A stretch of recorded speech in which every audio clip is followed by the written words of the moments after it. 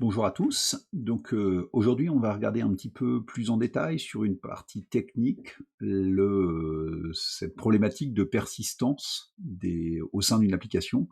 On allant voir en particulier ce standard Java qui existe, qui s'appelle JPA, Java Persistence API, et puis une implémentation actuellement avec Hibernate. On finira, après avoir vu la partie Spring, de montrer ce qu'apporte Spring Data quand on développe avec ce type de technologie. Donc là, ce qu'on va regarder, c'est avant tout quel est le problème, et j'essaierai de repasser un exemple d'application fait avec JDBC pour essayer de montrer en quoi ça manque d'abstraction par moment, comment JPA fonctionne, c'est quoi JPA, qu'est-ce que ça permet de faire, etc. Et puis après, on ira voir cette notion de Spring Data, et je reviendrai un petit peu sur ce que j'ai présenté tout au début du cours, c'est-à-dire la différence entre des classes plutôt orientées de service et des classes de DAO, parce que des fois, uniquement dans le cadre de TP, on a l'impression de se dire c'est la même chose. J'essaie de prendre des exemples pour montrer qu'en fait, on ne met pas les mêmes fonctionnalités dans des classes de DAO et dans des classes de service. Donc, la problématique est toujours la même, celle qu'on avait évoquée de manière abstraite, indépendamment d'un framework précédemment, qui est de dire on développe avec un langage d'opération objet, on veut les stocker dans une base de données. Il y a plein de types de bases de données, mais une de celles qui est très présente, c'est les bases de données relationnelles, et puis on veut être capable de récupérer facilement, stocker et récupérer facilement ces informations. Qu'est-ce que ça veut dire, stocker et récupérer facilement? Ça veut dire que si je manipule les objets en mémoire, à un moment j'ai envie de dire que je sauve ces objets, et ils vont se trouver en base de données, et retrouver facilement, c'est-à-dire que je veux dire je recherche un objet tel que, et ce que je veux récupérer, c'est bien un objet directement de haut niveau. Qu'est-ce qui était un peu pénible avec JDBC? JDBC, c'était le pendant Java d'ODBC qui avait été fourni qui existait dans le monde Microsoft, dont le but était de dire on va fournir une API commune pour travailler avec une base de données, quelle que soit cette base de données. Donc c'était déjà une vraie avancée, puisqu'en gros, que j'aille dialoguer avec une base de données Oracle, que j'aille dialoguer avec une base de données SQL Server, une base de données MySQL, une base Postgres, en gros, l'API pour dialoguer, ouvrir la connexion, s'authentifier, etc., était la même d'une base de données à l'autre. Et puis, c'était la mise en avant du langage SQL comme le protocole, là aussi, le langage standardisé pour dialoguer avec ces bases de données.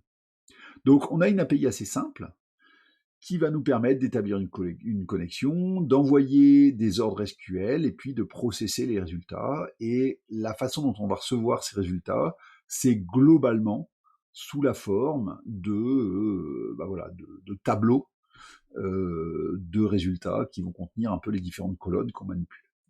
L'abstraction qu'on a suite à une requête quand on récupère des données, c'est, si on devait prendre une analogie, c'est assez proche de ce que vous auriez en tête si vous travailliez avec des tableaux Excel.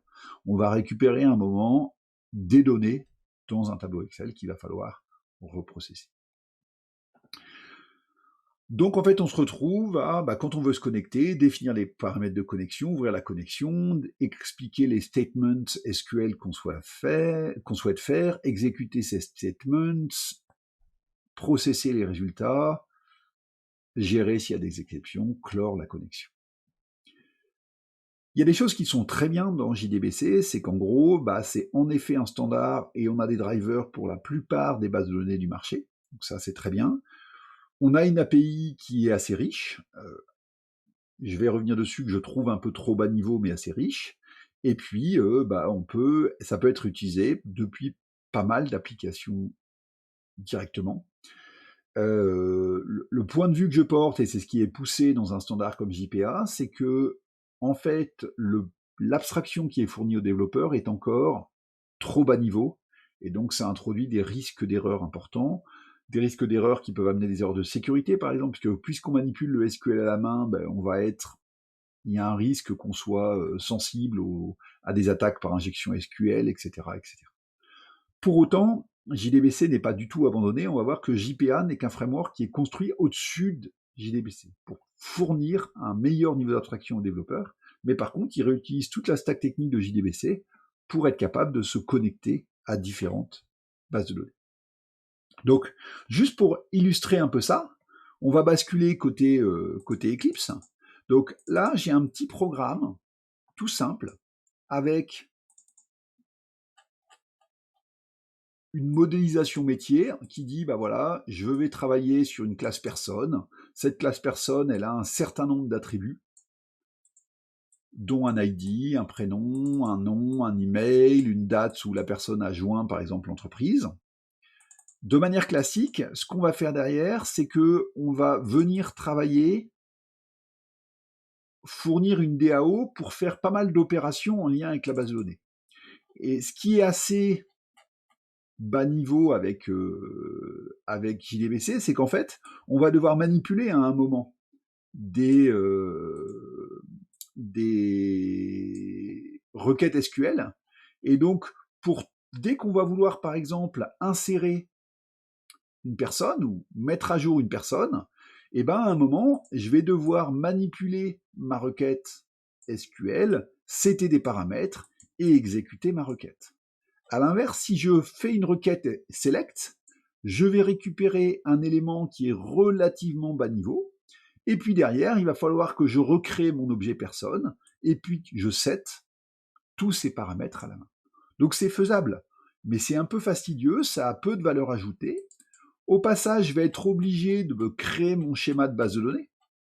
C'est-à-dire que il va bien falloir stocker mes éléments dans base de données. Donc, si je fais une démonstration, là, c'est la petite chaîne SQL pour créer ma base de données. Donc, je vais lancer, par exemple, une base de données. Donc là, c'est un petit script pour lancer une base de données HSQL-DB Server dont on se resservira. C'est une base de données qui est assez pratique en développement. Je vais lancer un outil qui va me permettre d'avoir un manager de base de données, c'est-à-dire de regarder ce qu'il y a dans la base de données, un peu comme est PHP-MyAdmin pour ceux qui ont fait un peu de PHP-MyAdmin. Donc par exemple, je peux exécuter ma requête de création de table qu'on vient de voir précédemment. Ça va me créer ma table. Et donc quand ma table est créée, évidemment, l'avantage, c'est que mon programme Java a la capacité à se connecter dessus. Donc, je vais pouvoir exécuter ma requête. Tout se passe bien, il se connecte bien à la base de données, il retrouve bien un certain nombre de personnes qui sont stockées dedans, il les détruit, il les ajoute. Tout se passe bien en termes de connexion à la base de données. Tout ça pour vous dire que JDBC marche, mais tout ce code un peu de glue qu'on écrit dans la DAO pour transformer une méthode Java de ce qu'on souhaite faire vers l'exécution d'un code SQL, mais surtout la réception de données sous forme tabulaire vers la création d'objets métiers, ça c'est du code qui est un peu fastidieux. Là vous voyez, c'est uniquement pour une entité, une personne qui a 100 attributs. Je me retrouve déjà avec 300 lignes de code à écrire pour faire cette DAO. Si maintenant j'ai un modèle métier qui a une vingtaine de classes, que chacune de ces classes a une dizaine d'attributs, etc., très très vite, toute cette couche de DAO n'est pas très compliquée, mais elle est pénible à écrire, et comme elle est pénible à écrire, il y a un risque important d'erreur sur cette partie. Donc, voici un peu les limites de JDBC qui ont justifié l'apparition des frameworks de mapping opérationnel et entre autres du standard JPA. Alors, on peut se poser la question, est-ce qu'on avait vraiment besoin d'SQL? Et on y reviendra sur une présentation de nos SQL. En fait, on a des bases de données relationnelles, elles sont présentes dans beaucoup de systèmes d'information d'entreprise. Donc en fait, des fois, bêtement, il y a un legacy qui est là, et donc il faut se connecter à ce legacy. Et puis surtout, si on fera un petit TP sur une base de NoSQL, vous verrez qu'en fait, on se rend compte qu'SQL est très pratique à partir du moment où on relaxe certaines contraintes pour des questions de performance, des questions de distribution des données, etc. Et on voit que de ne pas pouvoir faire des jointures, etc., de temps en temps, ça peut être un problème. Alors on peut se dire, si c'est une technologie qui est si importante, pourquoi elle ne fait pas partie de la librairie standard de Java, voire même pourquoi elle n'est pas introduite comme une partie à part entière de Java. Ce qui a été fait par exemple à un moment dans C# avec LINQ. Le framework de mapping opérationnel dans C#, il avait été inclus dans le langage lui-même, ce qui permettait, par exemple, quand je faisais une requête sur mes entités, c'est le système de type de mon langage de programmation qui venait me détecter des erreurs dans la requête que j'exprime. Ça, c'est quelque chose qui n'est pas mis en avant en Java. Donc là, je vous ai pris une petite discussion qu'il y a eu autour de ça, justement des gens qui poussent à expliquer que ce serait bien que ce soit inclus directement dans le standard, parce qu'actuellement, mine de rien, je vais vous présenter JPA, mais il y en a un autre de standard pour faire du mapping objet et on va dire relationnel, mais ou aussi XML ou autre, qui s'appelle JDO. Et donc, à un moment où pour la communauté, c'est pas si simple de s'y retrouver. Donc, je dirais que ce choix que l'ORM ne fait pas partie intégrante du langage, c'est vraiment un débat de communauté. Il n'y a pas vraiment de raison technique par rapport à ça.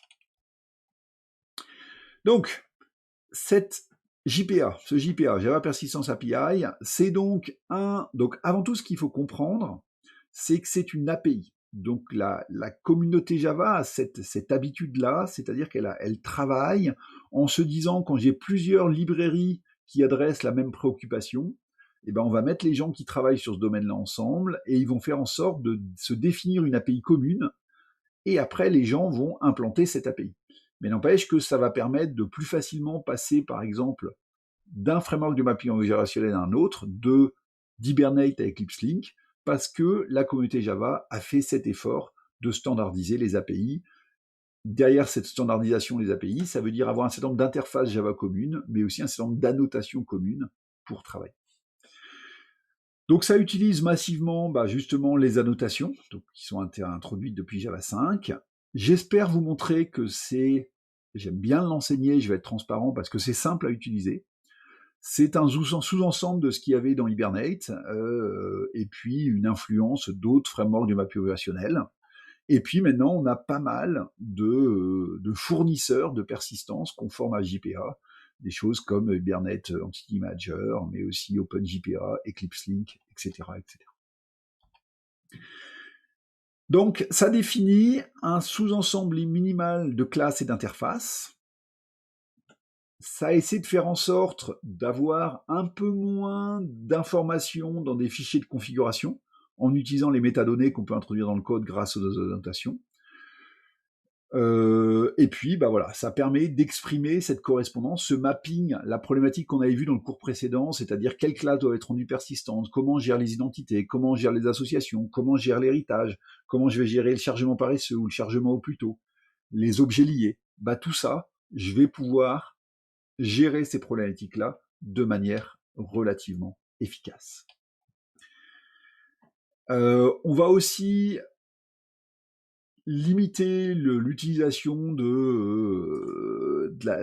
besoin d'avoir du code pour introspecter un peu les classes, savoir ce qu'il y a dedans. Ça supporte l'héritage, le polymorphisme, les requêtes polymorphiques. Donc ça, c'est en lien par rapport à d'autres frameworks du mapping relationnel qui avaient fait des choix de dire non, on veut pas d'héritage.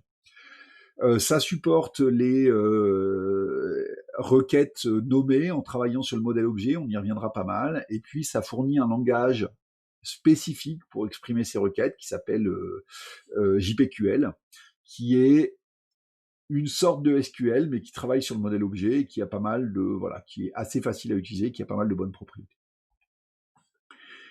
Il peut s'utiliser en dehors d'un container ou au sein d'un container. Donc nous, dans le premier TP, on le fera en dehors d'un container, c'est-à-dire dans une application Java toute bête où il y a un main, on ira utiliser JPA. Et puis on peut l'utiliser dans des conteneurs d'application type les EJB, type Spring Boot, où toute la partie de la connexion vers la base de données va être créée par le container et on va juste nous injecter, on verra, ce qu'on appelle l'Entity Manager qui nous permet de dialoguer avec la base de données. Donc voici un peu pour cette première présentation. Maintenant, on va rentrer un peu plus en détail dans cette partie JPA.